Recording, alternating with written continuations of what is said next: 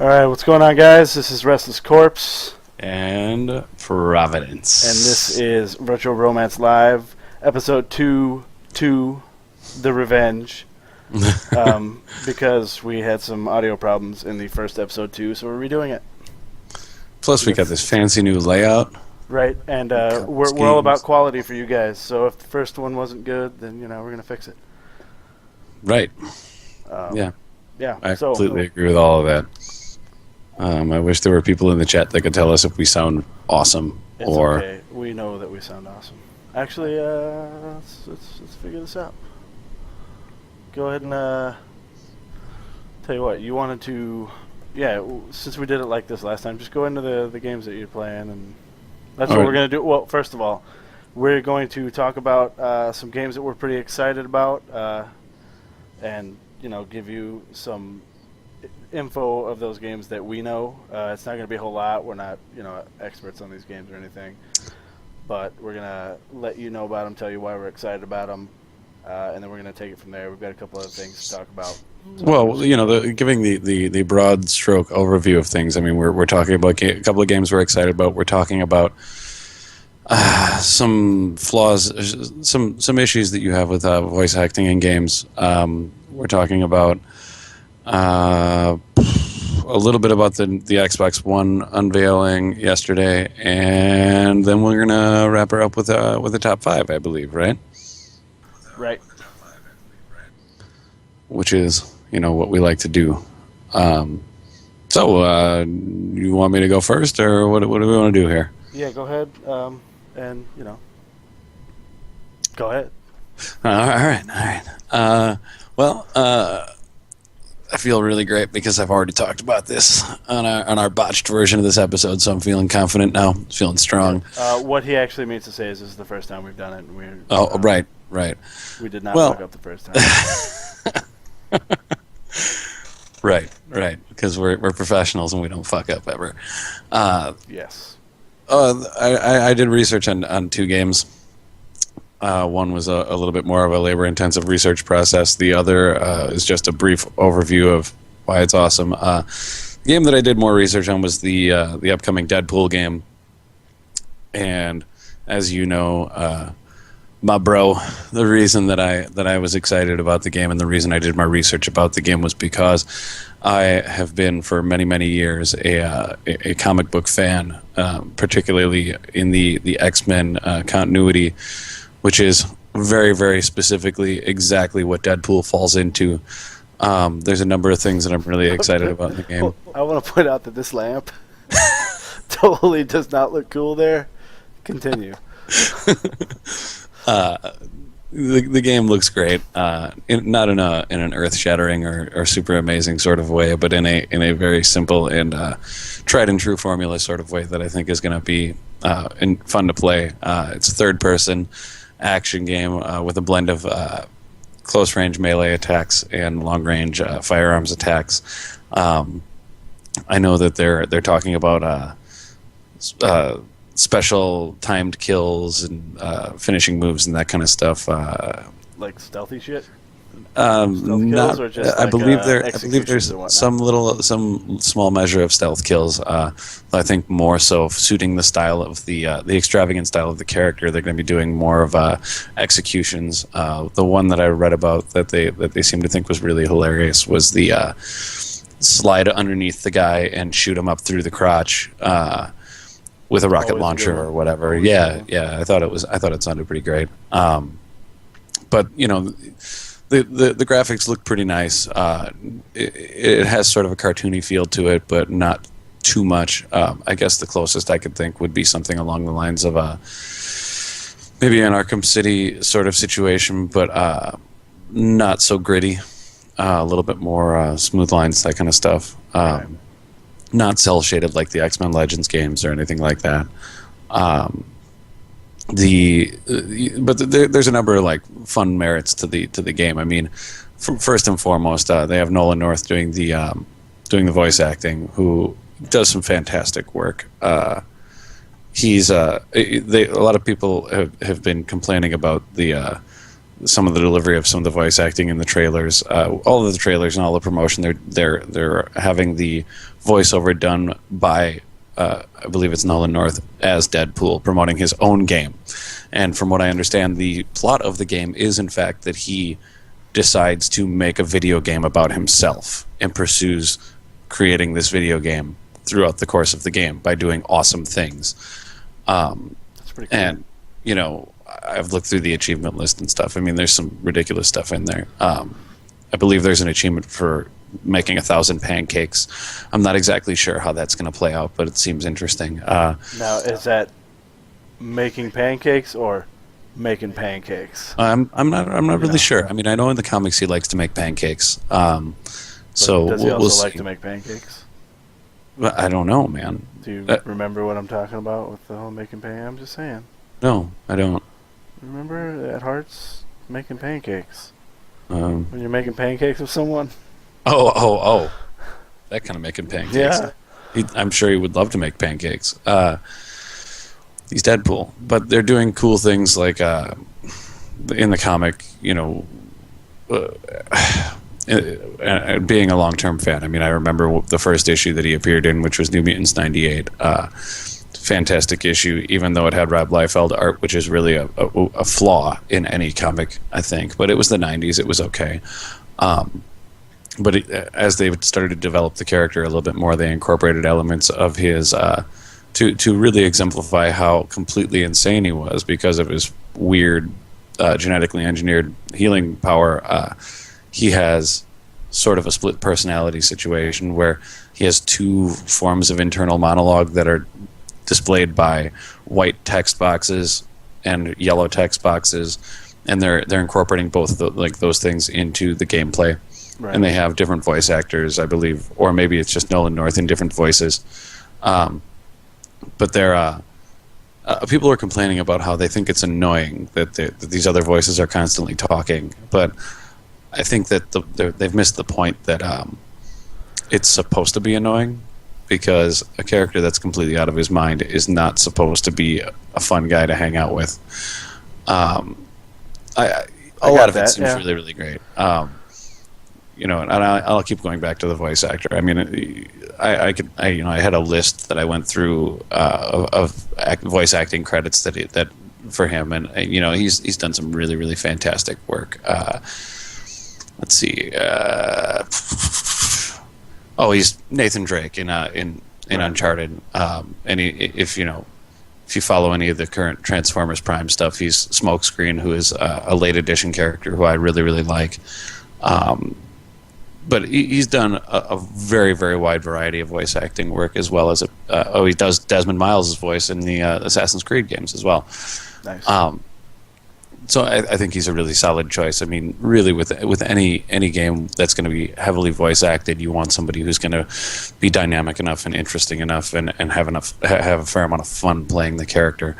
I think he's going to absolutely do that. Though, for me, being an X-Men fan, one of the things that I'm really excited about is the number of other characters making appearances, other characters from the comic continuity making appearances. The first one that they had announced was, in fact, Cable, which makes sense because of the 50-issue Cable and Deadpool series that ran a few years back, where they were effectively, bros. It was their Bromance book.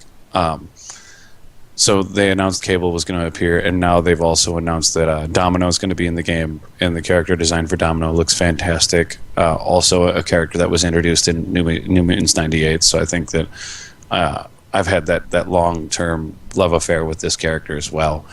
But they've also said Psylocke's going to be in it,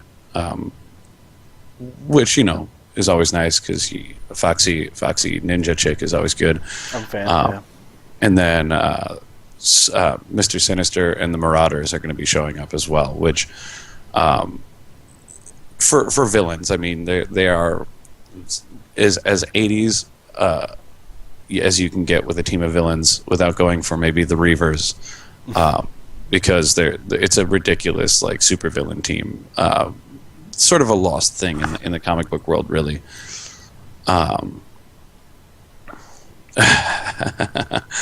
Welcome back, Pastic. Ooh, and Luke. Yeah, fix the echo.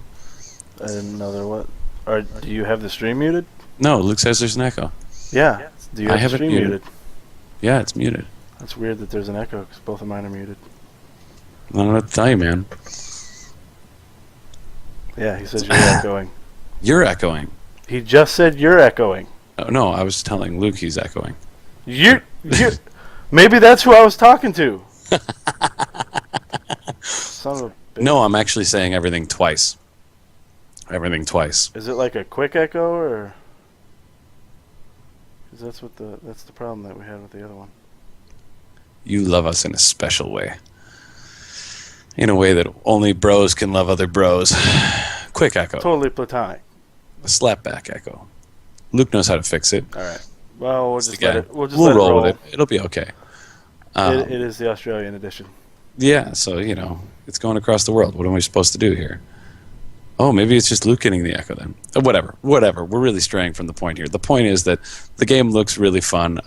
It's getting released at a $50 price point instead of $60. The graphics look fun. They're not reinventing the wheel with anything. It's a third-person action game. You get your hacking things apart. You get your guns. You get like ridiculous variety of huge, absurd weapons. I'm sure that the proper amount of pouches will be on the character design. I know that from what I've seen, there's plenty of pouches. Leg strap pouches, Alice strap pouches, arm strap pouches. It's very 90s. So all of that looks really fantastic. And I don't expect it to win awards. I don't expect it to be one of those, oh fuck, everybody's gonna play this game, it's amazing. But I'm sure as hell gonna enjoy it. I'm gonna it's far the only really good Far Cry 3 is Far Cry 3 Blood Dragon. Because again, voice acting like that, Michael Biehn is the guy. So Deadpool game looks fantastic. Gonna buy it right away. Super stoked.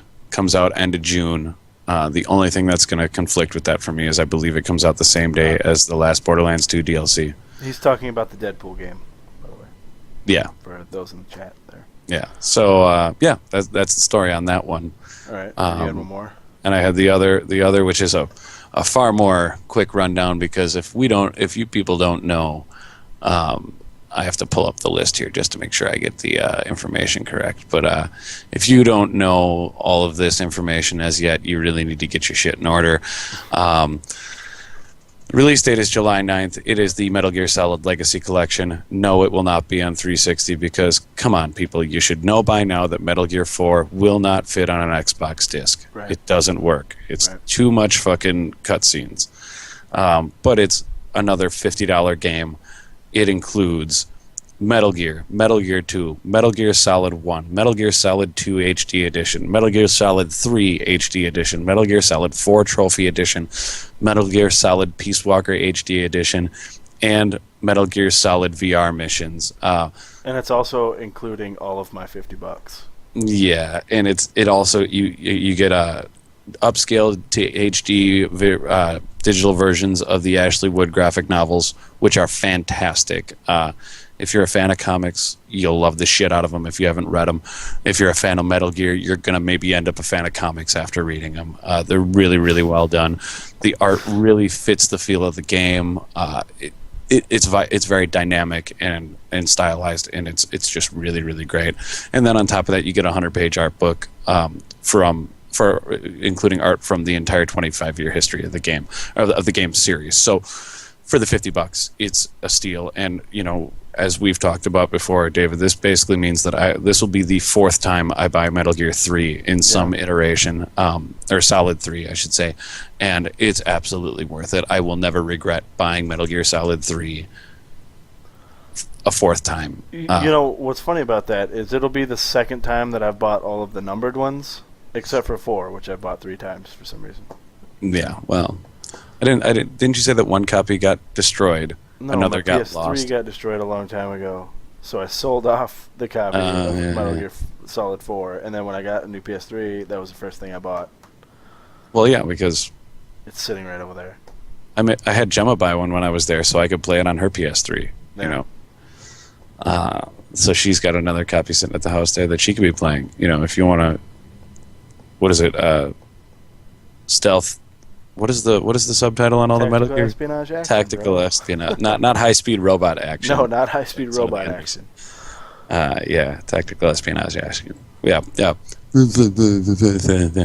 But yeah, so those are my games. Those are the ones I'm excited about. There are other things coming out. As I said, the only snag with the Deadpool game is that the release date is the same day that the last Borderlands 2 DLC is coming out. So I'll be a little bit torn, but I'm sure I can work the two in. Look, no problem. It's gonna come down to what we always used to tell Gebby. You play your single player games on your own time. Damn right. All right. So, anything else to say about that before I get to what I'm? Yeah, for this season. I'm excited about. There was that early talk about how it was the last DLC for this season, but I haven't heard any more talk about another season of DLC as yet.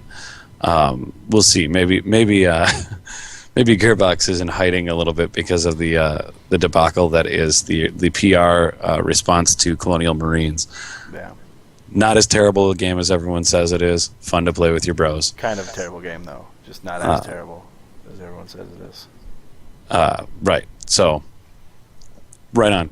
Right. Proceed. Do your thing. I'm going to drink this beer while you talk about your games, sir. So what I'm most excited about actually is, like I said before, anybody that knows me knows that I'm a huge fan of Battlefield. So I'm most excited about Battlefield 4. I've watched a lot of videos of people speculating what's going to be in it or what they want to see in it. We watched the single player reveal a while back, and I've watched it in a bunch of different iterations with people like commenting over it and things like that. I'm really excited about it because, as you know, I'm a big fan of like the single player campaigns of these multiplayer games. Even Call of Duty, when I buy these games, I bring them as soon as I get them home. I fire up the single player and I play through the single player before I even jump on the multiplayer. So, what aspects of gameplay have you seen that have been confirmed to be in Battlefield 4? I guess is what I want to know. Well, first of all, like it's the same thing that they did with Battlefield 3, where they were like, they showed a still in Game Informer of Battlefield 3, and they were like, in this one picture, there's more lighting going on than anything in Bad Company 2, and they're kind of doing it the same way with the graphics in Battlefield 4. I mean, it looks so smooth, it looks amazing, and I can't wait to see if that carries over to the multiplayer, because the multiplayer's graphics are generally a little bit less stellar than single player, just because they've got a lot of stuff going on. Hey, look, I've watched the 16-minute trailer, but I'm just assuming that there may be some viewers of the show that haven't watched the 16-minute trailer. Well, right. and if they haven't watched it, I don't want to ruin it for them, but I am going to talk about things that I like about it. You mentioned when we watched the Call of Duty Ghosts thing where they were talking about interactive multiplayer maps, right, that's in there maps, as well. Which is something I'm really excited about. And the only one that I've heard about is there's a level with a dam, and you can blow up the dam. And I assume that there's a special way to do it. You can't just run over and put C4 on it. Or that could be the case, but you blow up the dam and it floods the entire level, and it stays flooded until the match is over, which I think is really fucking cool, and I hope they have a whole bunch of different things like that for different maps. So I'm pretty excited about that.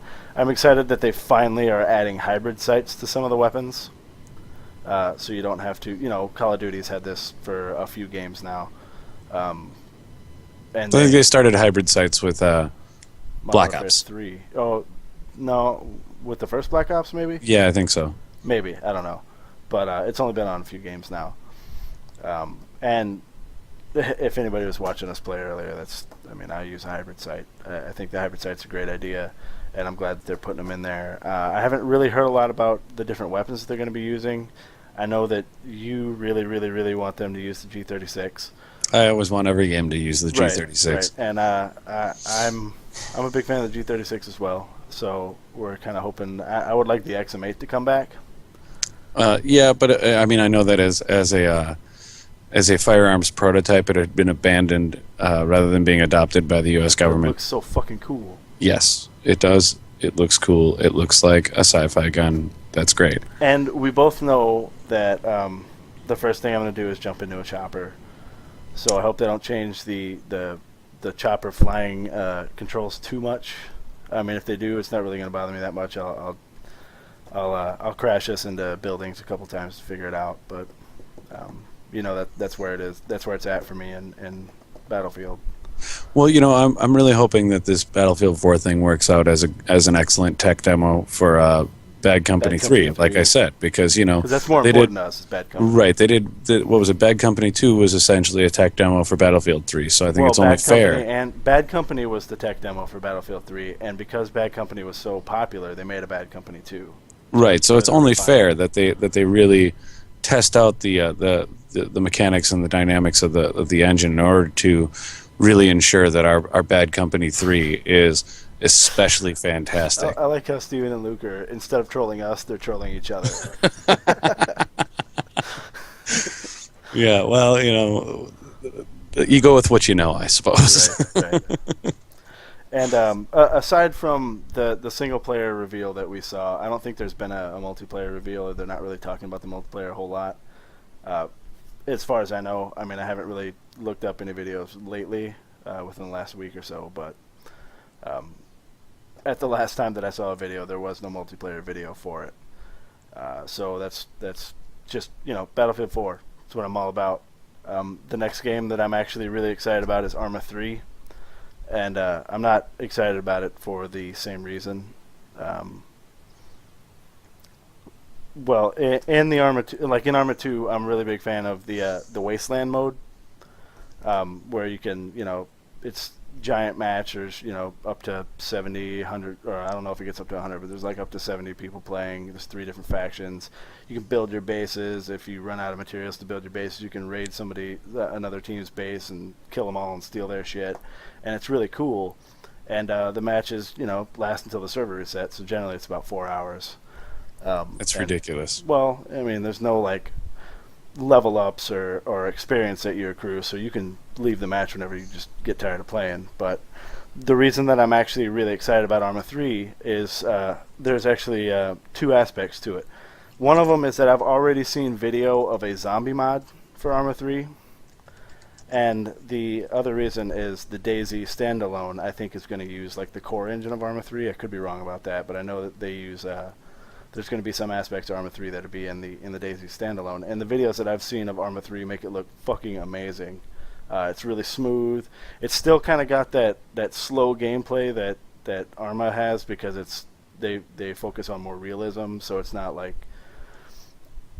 I mean, Battlefield is slower gameplay than Call of Duty, say, but Arma is even slower than Battlefield. It's like realistic ballistics. It's a bit more realistic, yeah. Right. You can't run a gun no matter what, really. And it's just stuff like that. So I'm really excited about that game as well. And that leads into the DayZ standalone, but I don't really know a whole lot of information about the DayZ standalone. I've kind of been trying to keep myself in the dark so that when it actually comes out, I'm like super surprised about it. The only thing about that is there's no release date as of yet, but those are the games that I am excited about, or at least most excited about, off the top of my head that I know anything about. Word, I'm totally into it. Yeah, and we now those are our excited about projects, which I think we're going to try to do. Chat over here. They're just doing their thing. They're doing their thing. It's that certain amount of live aspect that only really happens. The people that are going to see the show on YouTube are never going to really be able to enjoy this sort of thing until they come and see a live show. Wow. Well, Luke, Luke, you got to remember, they're going to have a zombie mod for Arma 3, but it's still going to just be a mod. The standalone has like a real production team behind it, a real budget, and they're actually going to be releasing it as a full retail price or a full retail game, even though it's going to be reduced price, like $25, something like that. So it's going to have a better production quality than any mod that Arma 3 would have for the zombies.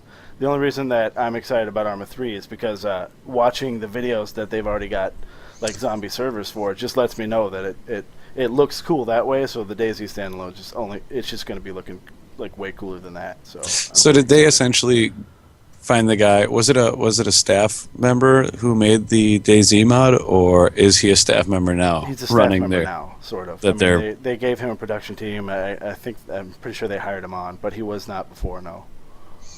Right on. Right on.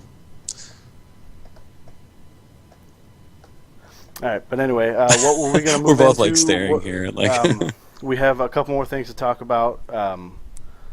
The voice acting thing. Let's talk about the game that we spent playing all night, most of yesterday playing. Guns of Icarus, fucking phenomenal game. And I think the sale may be done. The sale on it is done now. Sucks for everybody. That's a shame because we totally like pushed the sale last time we did this. And here, I'll do a check on the sale. You talk about the game. I'm going to check if the sale's still going. All right. So Guns of Icarus is a 4-player co-op steampunk airship battle game. Oh, it's a multiplayer game. It's always online, but it's phenomenal the way they force you to actually play cooperatively. Within the 4, there's 3 different classes that you can pick, but every squad needs a captain that's going to have to fly the ship. And while you're flying the ship, it's all first person. And while you're flying the ship, you can, since it's an airship, it's not like super fast or anything. You can set it on course and then go help the other people with their tasks and whatnot. But there's the pilot, the gunner, and the engineer. And I personally love playing the engineer. I know John does too. The sale is in fact still on. It's $9.99 right now until the 28th. Oh, so it's not 66% off? No, it's just at 50% off until the 28th. I saw it in the news feed thing, but maybe it's maybe I got the date wrong. In any case, back to the game. So we played it. It was John and I and Nick from Industrial Strength Gaming and a friend of his, and we didn't necessarily do too well at the beginning, but just the level of cooperation that has to be like put into it makes it a really fun game to play with your friends, because when everybody's doing what they're supposed to do, it's really fun, and you're kind of like an unstoppable machine. Right, like when I was engineering the shit out of that fucking airship while you were kicked out of the game, man. Yes, that was amazing. I don't want to talk about that. But what I wanted to say was when it comes to the co-op aspect of the game, now there's a lot of 4-player co-op games out there like Borderlands and to an extent Battlefield. It's not necessarily co-op, but it's like a 4-player squad-based thing. When it comes to the co-op stuff, yes, Luke, you should be buying it. Generally, people have a role, especially in Battlefield. You've got the support, the assault, the sniper, and the engineer, and it really doesn't. I mean, it really doesn't matter what you pick in the squad or how you have your squad set up. If everybody's doing, if everybody knows what they're doing, your squad's going to work. There's better setups like having a support and at least one support and one assault to keep people alive and keep people ammoed and whatnot. But it doesn't feel as like cohesive as Guns of Icarus does, because with Guns of Icarus you've got your pilot flying the ship, your engineer, at least one engineer keeping the ship alive, because if you don't have an engineer, it's really tough to fix things that are broken. And then you've got your gunners who have all the different skills and different ammo types that they can use on the guns. Yeah, Luke, you could do all kinds of Luke bought it yesterday. Oh yeah, Luke, it's fucking amazing. I've played it every day since I got it. And what's cool about it that I just found out today, as a matter of fact, is the level up system has nothing to do with like an experience bar. The level up system is based on, there's like, I don't know, 100 or 150 different achievements in the game, something like that. Maybe it's 200. I don't know. I'm not looking, but obviously there's it's divided up between the 3 classes, and to level up in the game, you have to perform these achievements like a certain amount per level to level up.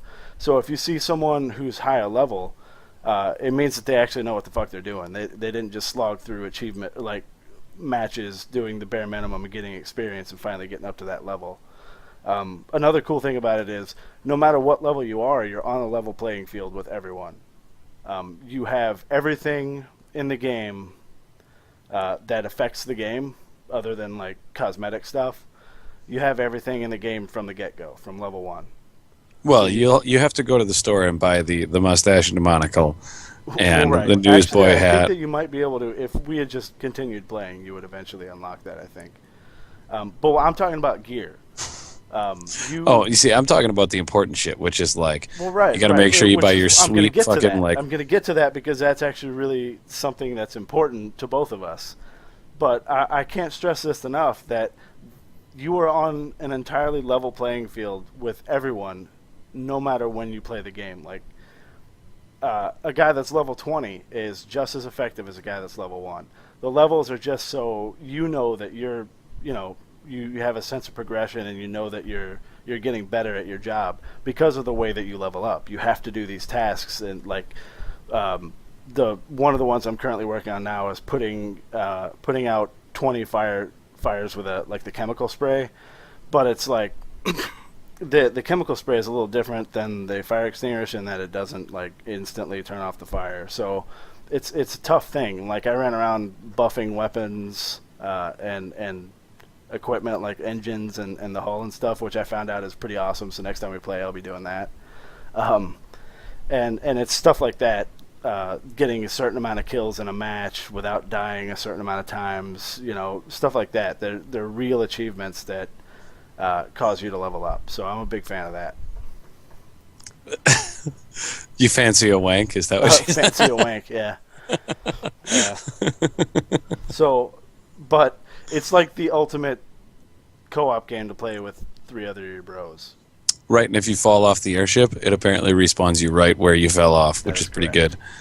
And you can make your guy look super kick-ass steampunk.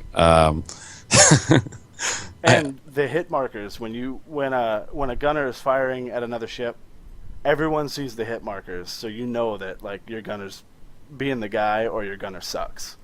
So it's everybody. Luke, my personal favorite is always going to be roughing up the suspect. Look, this lamp. I just want to bring that up again. You got to rough up the suspect a little bit. Do you have anything to say about Guns of Icarus, John? I thought it was a lot of fun. I think that the one problem you really face is that without a full squad of people that are really working together, you fail really, really quickly. Right. I've played a lot of random games because I play by alone a lot, and it's just like jumping into a chopper with a random pilot on Battlefield. It's either going to be awesome or it's going to end really quickly by you crashing into the ground. Well, and I think the guy that was piloting when we were playing yesterday, that friend of yours or whatever, I think that guy was a really great example of an ideal pilot in the fact that he not only was like taking us where we needed to go and accommodating, like turning the ship a certain way to favor the certain side that had the better guns and making sure that we were positioned to really target enemies, but he was also making sure that he was communicating to the entire crew where they needed to be at what times and really encouraging that cohesiveness even with new players as they would drop into that 4th slot that we had open. So we had a floater a few times. And sure, there were a couple times that, like when you dropped out, where we got stuck with that stupid. They just won't go. Got stuck with that stupid Thomas guy who would not shut up, and would not fucking listen to what he was supposed to be doing. Right. Like basically, I was told that I was the above deck engineer and I was supposed to be doing all the repairing, and the other guy, and then like 15 seconds later, the guy's like, "I'm running around up top. I'm up top," and I'm like, "No, dude, no." I'm up top. We need you on a fucking gun. Stop running around like an idiot. Speaking of the up top engineer, we'll probably both have some videos to put up about that. But it's like some of the most frantic gameplay I've ever had in an FPS that had nothing to do with shooting people. It's pretty serious stuff. It's pretty tough. You got to stay on your toes. You got to always be moving. You got to know exactly what items to use on what thing. It's probably the hardest job in the game. I mean, and then also, shoot at shit. Do we go on Guns of Icarus? We think that everyone should be totally playing it. I think it's a fantastic game. Yeah. I'm gonna quickly insert. Do a quickie. You're gonna quickly insert something, huh? Sweet. That I want to tell Luke that I finally purchased Strike Suit Zero because it was. Oh, go ahead and talk about it because half price. it's actually pretty funny.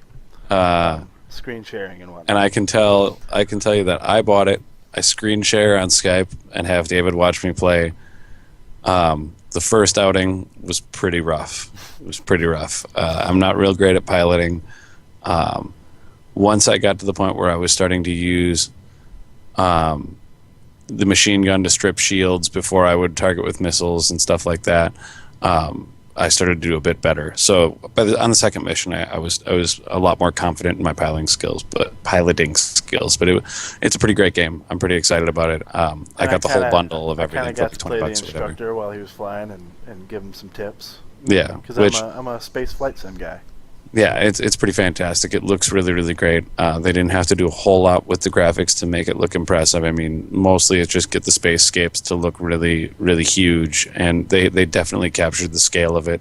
Seeing the planet like off in the distance right next to you is kind of great. Debris floating around. Debris. And like I told John, it really reminds me of Sylphie for the Sylphie remakes for the Xbox 360 a couple years ago. So I kind of want him to play that too. Yeah, it's pretty great. Maybe we'll get back to that sometime. I'm really glad that it went on sale and that I was going to the Steam store to buy Guns of Icarus. And when I was going to buy Guns of Icarus, I said to David, I know what's going to happen, and I know that something else I want is going to be on sale, and I know that I'm going to end up buying it. So I got the whole bundle of like all the DLC and whatever the fuck else. There was the Strike Suit Infinity challenge mode or whatever was included in the bundle. So I'm pretty stoked about it. I'll probably do some video of that just because it's on PC, so I can just fire up Fraps and do it real quick. And I want everyone to know that he tried to do video today, but I made him laugh, and he started choking, and it was ridiculous. And yeah, I so he turned tried it to off. breathe some soda and was like tears streaming down my face, nearly died. David was pissing himself laughing, and I You should have kept the video, but he really... it went on. Me nearly dying went on for a really, really long time. Right. And now, okay, before we move on, I do want to point out one more thing about Guns of Icarus, and it's the most important thing. The character customization. Like, how long did we spend on the customization, or the customizer? Well, David, when you found out that you had racked up nearly a terabyte of video capture from the game, Yes. Which that is was causing your horrible. PC to crash, It made my computer, like, really decide it didn't like me. and you deleted the video where you had my voice chat over the video while I shopped the customization store. Yeah, I know, man. That was a big loss. It was a big loss. Big loss. Ridiculous mustache and monocle, dude. Fucking Crazy gas mask, like newsboy hat, you know. super long, like delivering a fucking Those a black cow, rubber gloves. different rubber gloves. Yeah, they're amazing. It's amazing. Yeah. It's a really I mean, sometimes steampunk shit looks really funny. Yeah. Sorry. The armadillo hat. Yeah. Yeah, it's pretty good. It's pretty good. In any case, let's move on. The cigarette, the 50 cents that you can pay for the cigarette to be hanging out of your mouth And at it's all like times. not even like it's a rolled ass fucking like crumpled cigarette. It looks fucking cool. Yeah. That's pretty good. I'm pretty happy about it. So, all right, David, you did all day you've been dealing in forums with this Xbox One situation. Well, we'll get to that after we do our little quip about the voice acting thing. Oh, the voice acting. Yeah, do the voice acting thing. As I said in the first show, voice acting is like really important to me when it comes to a game. If a game has like horrible voice acting, and it does kind of have to be horrible. Like I can get over it. I can get over Resident Evil voice acting, which is always pretty bad just because it's Resident Evil. But my question is when these developers are doing this voice acting stuff, or the director or whatever they call, like how can they let some of this horrible voice acting go? I mean, who says, okay, that's a wrap, that was great, let's move on, when it's clearly like stupid ass fucking voice acting, and I can't deal with it. The example that I gave in the first show was Two Worlds, which everybody knows the voice acting in Two Worlds was fucking horrible. Forsooth. Yes, forsooth, sir. I mean, I can't even do it, man. But And last time, what we talked about games that had terrible voice acting and games that had good voice acting. And we actually talked about some today at work. Legacy of Kain series, Legacy man. of Kain probably has some of the best voice acting in any game. They've actually been getting a lot better lately. I know you're talking about Nolan North. Uncharted has great voice acting. Every character in that series is voice acted pretty well. We decided we're going to call it voice action. Yeah, the great voice action. Yes. We're not. Just relax. We're going to get to the Xbox One, sweetheart. Welcome to the show, honey. Hello, dear. Look, John, I've been here the entire time. You don't have to do that. No. So I mean, when we talk about voice action, sorry, in Legacy of Kain, I mean, I think that's attributable to the voice cast being literally stacked with the best of the best. I mean, right. Simon Templeman, Tony Jay, who is now deceased, but was also famous for things like Megabyte on Reboot, which was like, he was the Elder God, and he was Mortanius, I believe, in the first game. And then Michael Bell, who has literally been fucking everybody ever in history. I don't know if he's fucking everybody in history, but he's been a lot of fucking like ridiculously obscure random characters in video games and cartoons and shit like that. I've seen studio outtakes of him doing voice acting for random NPCs, like single line voice acting, and the guy, he's a phenom. Like I watched, like, I think it was on the Soul Reaver 2 game, like bonus content when you finish the game. I watched him go through like 50 different voices without any effort, right. And all of them sound completely individual and unique, and he's just spectacular. And then you got when you get to Soul Reaver to Soul Reaver 2, you get Renee Auberjonis as Janos Audron. So like, I mean, it just really gets good. Yeah. Obviously, there are other voice actors that I'm crazy about, but a lot of that has to do with tie-in to people that do game acting, video game voice action, as well as doing anime English dubs. So we were talking about Scott McNeil today, but who has done a lot more like anime stuff, who was Aliel Sachez in Gundam 00 and Duo Maxwell in Gundam Wing, but he's done some smaller video game stuff. But Steve Bloom, who is apparently like the coolest guy ever, who's the voice for Cobra Commander and Starscream in the current iterations. I believe he was for Cobra Commander and G.I. Joe Renegades. I know he's Starscream in Transformers Prime. Wasn't he? But Vamp? He was all, huh? Vamp was. No, that's Vamp was oh my god, why you got to do this to me? Sorry, I no, son of a bitch. No, he's not Vamp. I know it's not Vamp. Regardless, well, it's Phil Lamar. Phil Lamar, Vamp. That's right. Yeah. Who is also amazing. Yeah, but there's a couple of games here and there that have really consistently good voice acting, and it seems to be that it's the same stable of voice actors. I mean, it's like Cam Clark getting voice acting work since the 70s, who was Max Sterling, and now is everybody under the fucking sun. Steve Bloom was Spike Spiegel in Cowboy Bebop as well. So you get to that's Frank Welker. Frank Welker was the original Soundwave and Megatron.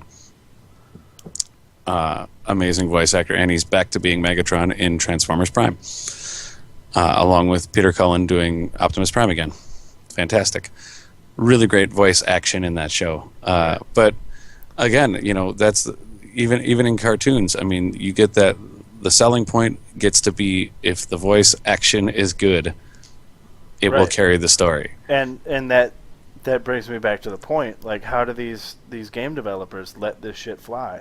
And I know people are going to say, maybe they're trying to cut costs and they want to keep their production costs down, so they go with, unknown names. And that's great. You don't have to go with a big name every time, but you really need to, like, watch the quality and keep the quality from being just shit voice action. Because cutting your costs is great and everything, but if nobody wants to buy your game because your voice acting is horrible, which means that some other things are probably going to be horrible too, then you're not going to recoup your costs anyway. So you might as well just put the couple extra bucks and get, good voice acting. That's just my opinion. Wait, get good voice what? Voice action, sorry. It's really tough to stick with calling it voice action. We just have to do it. That's Arma. Arma was a tough one. Yeah, it was. Yeah. So I mean, so I can say like a couple of video game series. Everyone. I can say that a few. I'll throw out a couple of video game series that I can really say have consistently had great voice action. Would be like we said, the Legacy of Kain series. Even stupid fucking Blood Omen 2 had fucking good voice action. Great voice action. It just had shitty everything else. Nearly every Metal Gear game has had amazing voice action. What was the other one that we were? Oh, and all the Mass Effect games had great voice action. And Uncharted. I hesitate to say this because everybody seems to hate it lately, but Halo actually has great voice action. Sorry, and the way they keep that one working is that there aren't very many characters in Halo that actually have to do any. So I guess that works out. Although Halo 4 had more characters that actually talked. But the random quips that the soldiers will throw out always have me laughing. When you find like all the little skull things, you can flip a setting that has even more like funny quips that they throw out. No, man. When we say voice action, we mean like as in a verb form of voice act. Right. Right. Some hot voice action. Yeah, some sweet voice action. Yeah. So that's an really actor, all I have to say about an actor performs voice action. I'm just throwing the call out there for people to demand better voice action. Word. So, David, now before we went into the voice action here, I was saying that, and again, we're going to run long on the show. It's gonna fucking happen. But you today have been the guy in a number of forums, battling on behalf of the Xbox One for a number of reasons. Not necessarily battling on the behalf of Xbox One, and I'll get to what I mean after you're done with my sweet ass like WWE introduction. Right. So I suppose not so much battling on behalf of it, but battling on WWE. I don't watch wrestling. Yeah, it is. I think now, but more so battling on behalf of people needing to wait for. Music. You just missed it. Yeah, people having to wait for all of the details of everything being presented before they start comparing it, or people knowing all the facts before they say this is going to fail and this one is going to succeed. You have been. We were working together today, and you. I was just on my phone the entire time. Yeah, you were on your phone, dealing with huge forum posts. Spouting off like if our boss is watching, I wasn't on the phone the entire time. I was on it. But you, as far as I could tell, you had set up soapboxes in a number of forums, and we're just jumping between soapboxes the whole day. So I know that when we did the original version of this broadcast, I went off on a huge rant about the get over it. We're all screwed. That's just the way that it's going to be, and it's going to suck, but we'll deal with it. But I think that the things that you've sort of done. Whoa! Wait a minute. No, Luke is totally true. He's been totally talking. Right. He's been hanging out with Gemma way too long. He's totally right. But she has told him my fucking weakness. No, I would need the dubstep mix by Jeffo. Just saying, because that fucking mix is badass. Can I have the "Call Me Batman" YouTube song? Sure. All right. But all right, so fire it up, David. Give your speech, man. All right, so here's the deal. Like, they did the Xbox One reveal, and people are like super pissed off about it, and I don't understand why. And my biggest point in my argument for people to shut the hell up and stop being so pissed off about it, whether you're going to buy it or not, you don't need to be pissed off about the reveal, because nothing in the reveal was bad. Like, maybe you don't give a shit about all the sports stuff that they're going to be doing, but it's still pretty cool. And it's still cool that this thing can do that. Right, I don't give a shit about the fantasy football integration, but it's pretty fucking kick-ass. Right. And I don't really care about being able to control my my cable box without touching it, but it's cool, and I'm glad. Yes, I've seen it, and it looks frighteningly similar to the mock-up design of the PS4. So, but you don't. I mean, they're acting like the features on this Xbox One make it horrible. They make it's not going to take away from you being able to play your games. Your games are still going to be next gen. They're still going to be HD. They're still going to be awesome looking. It's not like you have to sacrifice gameplay for all this shit. You get all this shit plus the gameplay that you want. It's not that. It's like a no-brainer.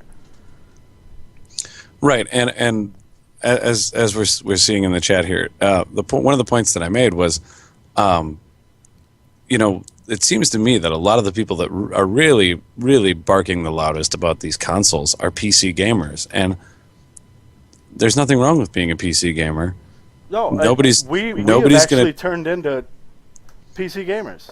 I mean, I love the games that I play on PC, and I'm not defending the Xbox One.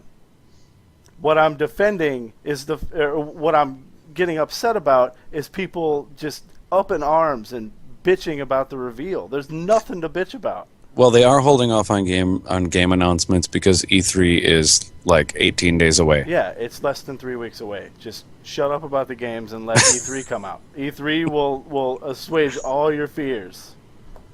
You will see all these games in action, and yes, the PlayStation reveal several months ago had some gameplay stuff, and we watched.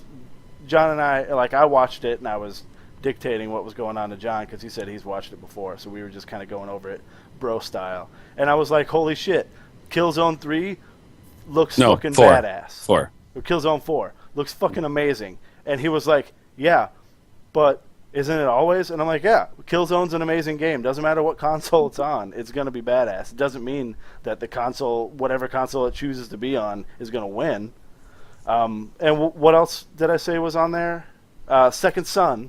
Yeah, Infamous Second Son looks fantastic. Infamous games are super fun. It doesn't mean that the PS3 is so much more powerful. I'm not saying holy shit, Second Son looks good, so obviously the PlayStation is going to win. I'm saying Second Son looks good because Infamous is awesome.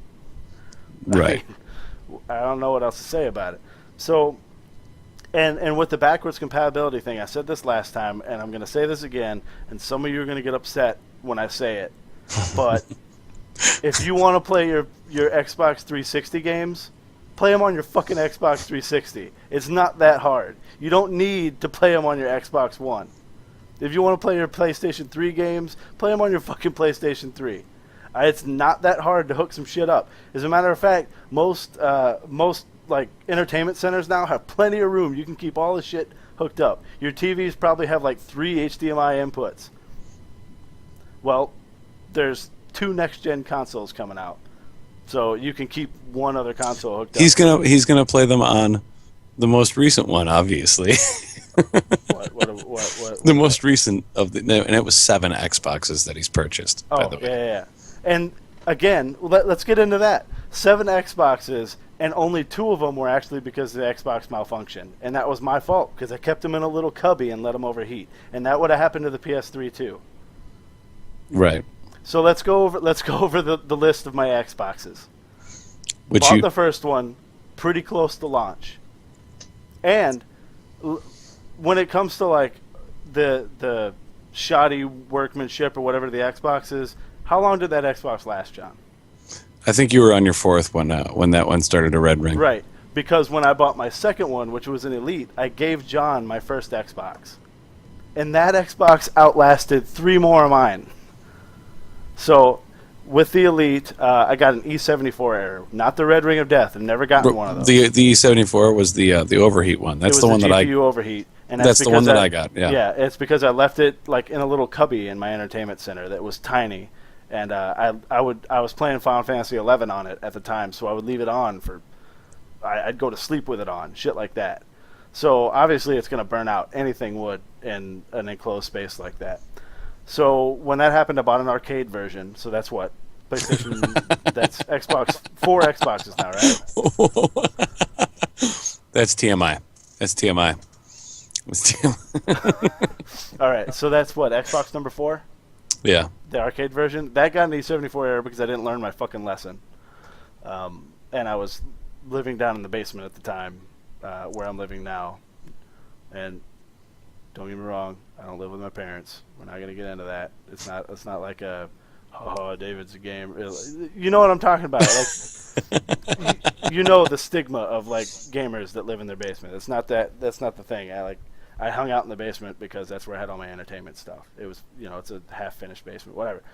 So, again, I got another E74 error. Bought another arcade version.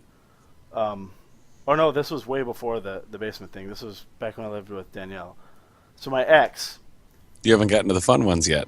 I'm getting to that now. My ex, during a fight, lifted the Xbox over her head and threw it down on the ground. Shattered it. I made her buy me a new one. We got into another fight. She did it again. And then I bought another one. And then I recently bought an Xbox Slim, which is number 7 now. You only bought that one to give your old one to Tony, though. I bought an Xbox Slim just to give the Xbox that I had before that to a good friend of ours. Which tells me that really Microsoft should be paying you for networking their consoles as well as you do. So when I say I'm on my 7th Xbox, it's not because the Xbox was made poorly. It's because I had some really shitty luck. And if it was the PS3 that I had chosen to play all that time, I'd probably be on my 5th or 6th PS3. Well, your PS3 did get destroyed by your daughter. Right, I am on my second PS3. Yeah. She was jamming things into the disc slot. Right.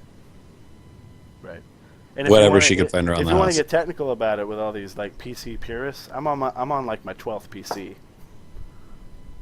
Just saying. Again, when it comes to like me being I'm on my second PS3 because yes, my ex when we split up held my PS3 hostage. The PS3 that she purchased for me as a birthday gift. I actually paid into that. Right.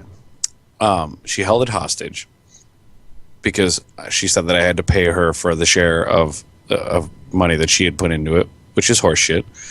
And then it was a birthday present, yeah. And then mystically and it was to replace the PS2 that her son pissed on in his sleep. And then mystically one day she says, "Yeah, you can have your PS3 back. It doesn't work anyway." And what was wrong with it? It had a fucking overheat code because she kept it in a fucking cabinet when she would watch movies on it. See? Can't blame it. Can't blame the Xbox for that. PS3 does it too. Yeah. In any case, like I was saying, I talk about how the Xbox 360 is the one console to rule them all that shit, because it is my favorite. But that doesn't mean that if the PlayStation can get its shit together and have a better online service, that I won't jump ship, with the drop of a hat. Because we've always said that the PlayStation 3 was a better machine. It was, more powerful. It had more potential. But the PlayStation Network sucks.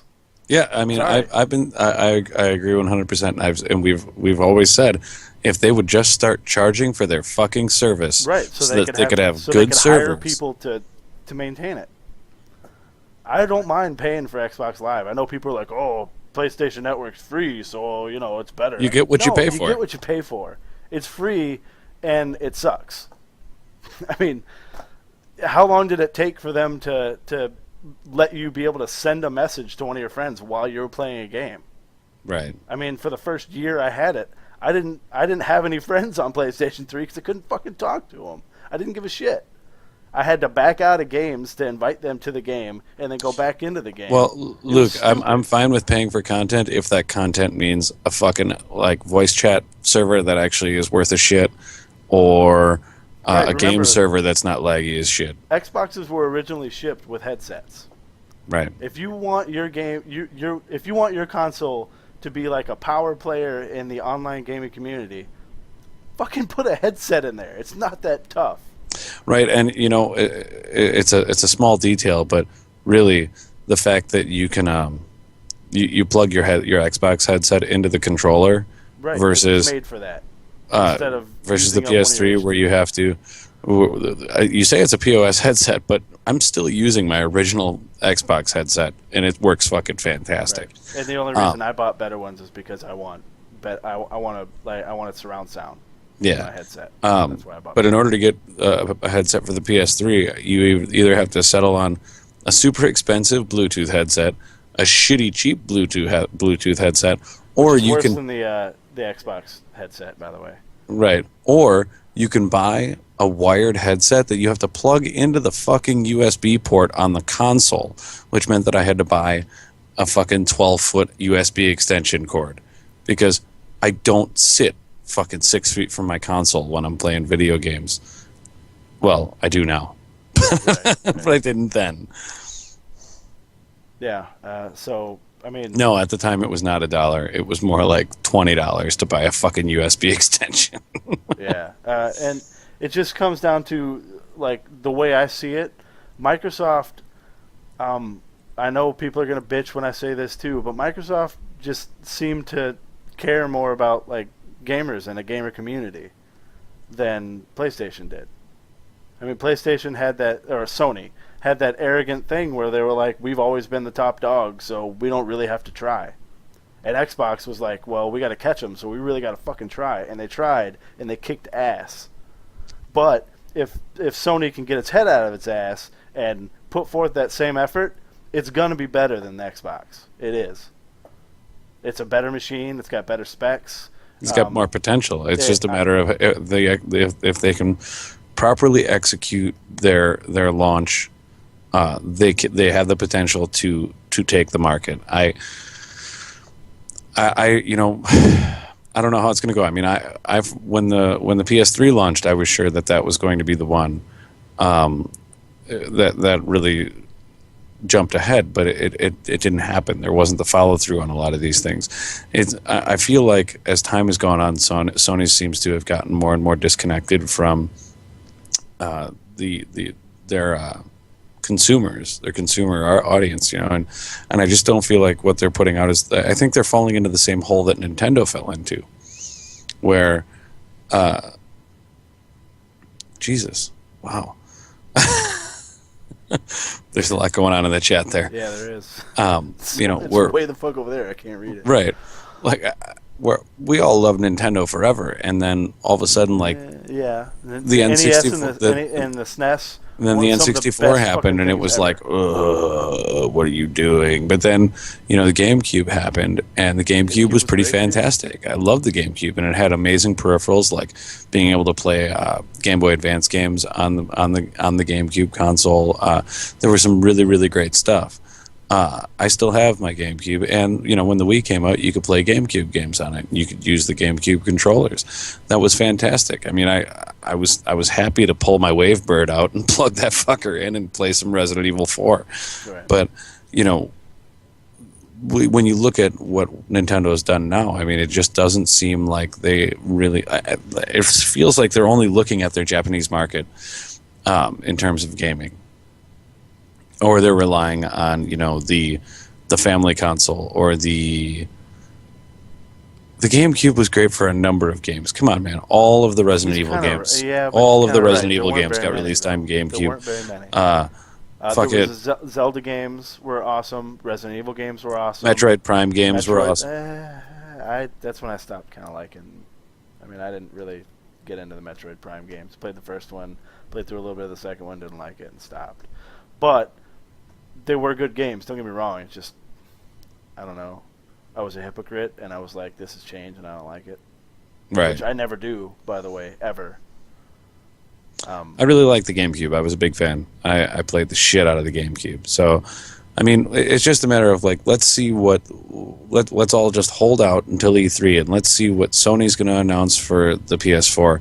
Let's see what game announcements we get for the Xbox One, and then from there, I think that we'll have a far better gauge to feel out where things are going to go. I like that Nintendo's sort of pulled out of this console war and they're trying to do their own thing. I don't really feel all that strongly about the Wii U. I'm not going to buy one, but I like that they're doing their own separate thing. Whoa. Twin Snakes, I own the shit out of it because it was badass. I borrowed it from him. Played the shit out of it. But well, so we'll see. I mean, I don't believe that one console is going to win. That is just not the way that it works. Even we are stuck with current generation. It didn't work. It didn't happen. We are stuck with 2 consoles pretty much forever. And as much as people are talking about like the no used games thing, Sony's probably going to do the same thing. They will do the same thing. Trust me. Even though they've said that they're not going to. And I'm glad you brought that up because I forgot about that. Listen, here's the deal. Everybody's pissed off about not being able to buy used games or trade games or like let their friends borrow their games and whatever. And they're like, oh, this is the nail in the fucking coffin. I'm buying a PS4 now. Trust me, PS4 will do something that's either exactly the same or really similar. Because if they don't, the developers are going to see are actually on board with this.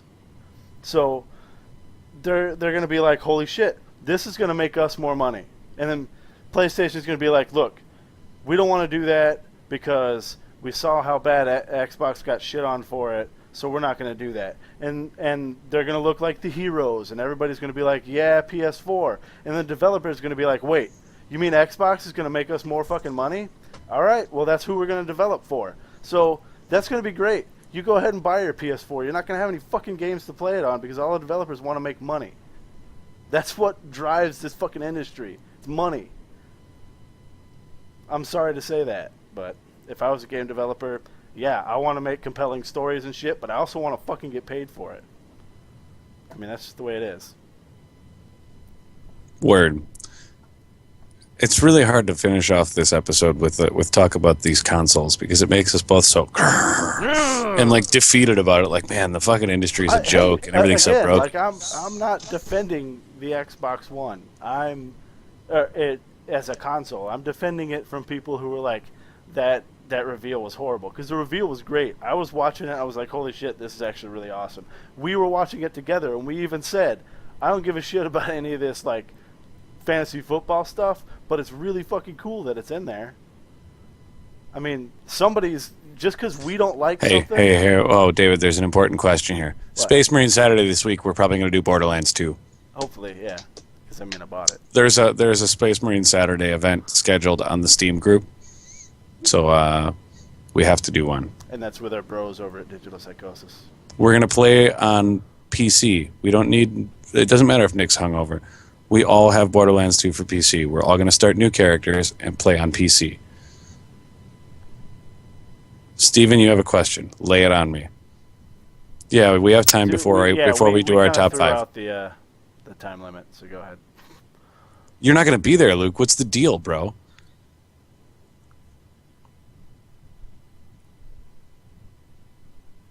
We can do it without you. It's cool. Yeah, we can stream it on ours, I suppose. People listen to you. Relax. Steven, give me the damn question. Maybe his question was, hey, what are you going to do about me not being there? No, because that was Luke saying that. Oh.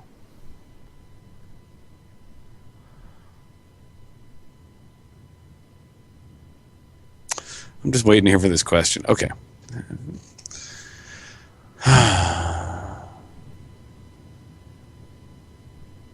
No, not at all. We play exactly the way we've played for 10 fucking years. We don't perform for people. We in the band we perform people. We perform on stage, but that doesn't count. No. Pertain to the question. I think that read it out. Yeah. Do you guys feel that in all your streaming stuff that you feel pressured to play a certain way in the knowledge that people are watching? Look, first of all, half the time people aren't watching. Yeah, 80% of the time people aren't watching. Stream pretty much everything. Anytime that we're playing anything together, we stream it. Do we deliberately play a certain way to make it visually interesting as possible? No, that's actually the way we play games. So when we hop on the dirt bike in Battlefield, that's exactly what we do. When we're playing, even when we're not streaming, we play the same way consistently because we like to have fun. If that translates to a video that's fun for people to watch, then that's great for those people. We're happy to share that with people, but I have no interest in turning my gaming experience into a job where I have to meet certain criteria in what I'm doing while playing. Like I don't I don't think that there's any reason to do that. Why take the joy out of something that is solely designed to be a joyful thing for us? And I think we're kind of funny when we play the way we normally play. To us, at least, and that's really all that matters. Yeah. So I mean, what did fuck stain was the one that you really like, Steven? That's a fuck stain. I call people things like that all the time. Yep. But yeah, I mean, you know, we have put some thought into playing. We have dick shooting. We have put some thought into playing some kinds of games that we wouldn't normally play. In the interest of racing games, sports games. Playing some racing games and stuff like that. We put some thought into that, but there are certain lines we're not going to cross. I'm not going to go too far into the sports game idea. Maybe we'll play a tennis game or a golf game or something. Who knows? But racing games, I think that we can enjoy. So we'll probably do stuff with that. But so the most we would do is try to play. And honestly, I think, you know, in doing this, I think trying to play new games that we don't like, types of games that we wouldn't normally play. I think the goal is to find something that we really, really suck at, because I think that would really lend itself well to a great video. Right. Which is why it's a shame that we didn't record the first time I played Strike Suit Zero. Yeah, it is a shame, because that was hilarious. But we're gonna wrap up the show with our top 5. Which top 5. Milwaukee versus the Melbourne Facial. Wait, is that the women's netball league in Melbourne or what? But yeah, so we like to wrap up with the top 5. We've decided that we're going to have that be our anchor for every show, is our top 5. Right, and unlike the first show, it's not a separate top 5. We're going to collaborate on this list every week. Because as bros, we should be sharing our top 5, right. and we are going to each week discuss what our top 5 is, you know, what our top 5 for that particular topic is going to be before we go on the show. So this week we put a bunch of thought into it, and we ended up with, I don't know if it was actually 5, but we ended up with a list. It was a couple more, and we also merged 2 of them, so it would have been a little bit more than that. But so the top 5 for this week is our top 5 ways in video games to heal yourself or to be healed. Right, and that could mean, well, that could mean brought back to life when downed, or recovering health bars or whatever. Right. And because I'm so obsessive about it, the one that I'm going to really, really stick with as the starter is always going to be in Blood Omen, Kain drinking the blood from the peasants chained to the walls from across the room. Right. Refills your health bar. They scream, cool. They scream, "Help me, kind sir." You drain them. They go, "Ugh," and die. It's very fantastic. I think it's great. It really embodies how kick-ass the character is. It looks fucking cool. I think it's great. Right. And the second one that we had is actually from the same game, which is why we merged it into just one on the list. The Heart of Darkness in Legacy of Kain is a great way to heal yourself. It's a good one, Steven. Because, and it's pretty, to tell you the truth, it's kind of a generic way, a heart to heal yourself. It's been in all kinds of games, but it's actually like a heart. And there's, just like every other item in Legacy of Kain, it has an awesome like story quip to it that's fully voiced by, again, like we talked about, great voice actor Simon Templeman. Yeah, the Heart of Darkness of Janos Audrin, who is my fucking guy. So we put those 2 together. Life is precious. And we originally had that as like number 1 and number 2, and these aren't like we don't rank awesomeness. Them. We don't rank because order. When things get into the top 5 range, they're all pretty much equally as awesome. Right. But we originally had these as 2 different ones, and at first John was like, well, can we really use that one as a second one because it's from the same game? And I feel that if a game is awesome, it's awesome enough to have 2 things in a top 5, why punish it? So, but we did merge them just because it's fair, I guess. Right. So moving along, Right. one of my personal favorites is you're wandering the wastelands. You need some health. You're a little thirsty. Why not swing by the toilet bowl and drink some water? Some Thank irradiated you. water from the toilet bowl. Suck up the rads and suck up some shitter water. Right. Way to go, Fallout 3 and Fallout New Vegas. Fantastic. I'm also a big fan of that as well. And being that that's one of the ones that I came up with, I want to give them one of the ones that you came up with. And this is pretty fucking old school. One of the best ways to heal yourself in any game is to hunt down and enslave a tiny little fairy, jam it into a jar, seal it in there, keep it in there until you need it, and then when you unscrew it and let it go, it flies off, heals you, and dies. Yeah. That's pretty cool. Everybody thinks Link is like a big Super hero, nice guy. but he's really cruel to those fairies. And He's one by one killing off the fairy population. Yeah. Right. Shit, man. What was another one? We did this last night, and I can't remember. One more. Oh, was technically to end the list, but I think we had a couple more. I was a big fan of, and this is just because I was really young and juvenile when I first played it. But in Go-Go 13. Yes, it is a recurring segment, Steven. We're ending with the top 5 always. In the old NES game Go-Go 13, the first way that you heal yourself is to go up to your apartment with his love interest, and there's a little silhouette, and then the lights turn out, and you can guess what happens. And lots of games, like funny games like Saints Row and things like that, have emulated that, and I think it's a pretty good way to do it.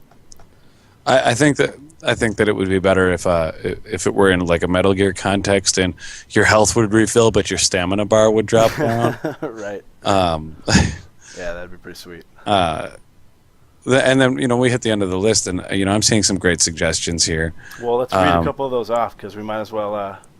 Well, hold on. My finishing of the list was because like I said, I'd been playing a bunch of Borderlands 2, leveling up my Psycho, and I really liked that anytime my health is low, I kick in that character skill and buzz axe the shit out of some fuckers to fill my health up, which I think is fantastic. And it goes right along with Pastic's suggestion of ripping spines out in Revengeance. Right. Revengeance, yeah, and crushing them. Fucking other dudes up for your own fucking healing purposes. But not fucking other dudes.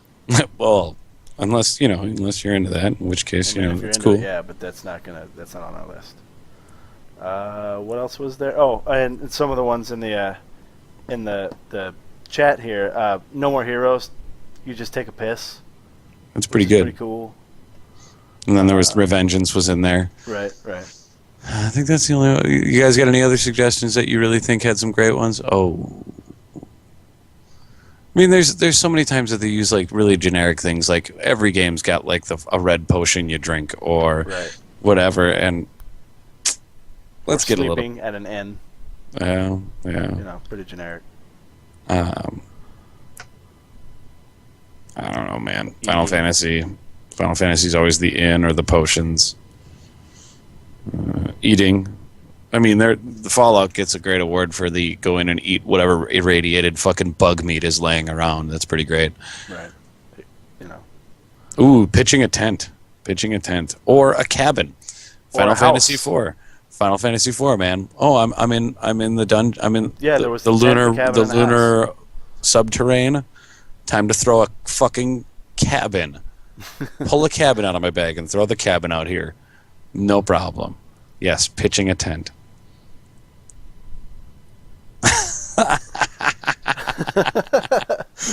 Yeah, well, that's us, innovators. Yeah, right. So that's pretty much all we're going to cover for the day. I mean, we took a suggestion for our top 5 from the viewers last night, which was for next week. Yeah. Yeah, it was NPCs. It was the top 5 like NPC sidekick characters or something. I don't think it was sidekick. I think it was like enemy NPCs, like top 5 and NPC antagonists. Those weren't the words you used, but I think it was like that. Honey, the infamous 2 Festival of Blood healing thing was grab a random pedestrian off the street and drain their blood and throw them aside.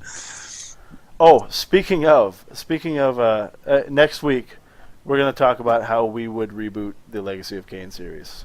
Yeah, that's next week. We are going to go into our huge project of we're going to do this with a few game series, older game series. Whether we would the topic is going to be, given a game series that's been abandoned for a number of years, what would we like to see from either a reboot or a continuation of that series? And our first one next week is, in fact, going to be Legacy of Kain, because we've talked about it so much today. But I think that's probably a pretty good stopping point. So, unless the chat has more that they would like to hear. Oh, Jesus, motion control. Xbox, turn on. I'm just kidding. I'm not doing that.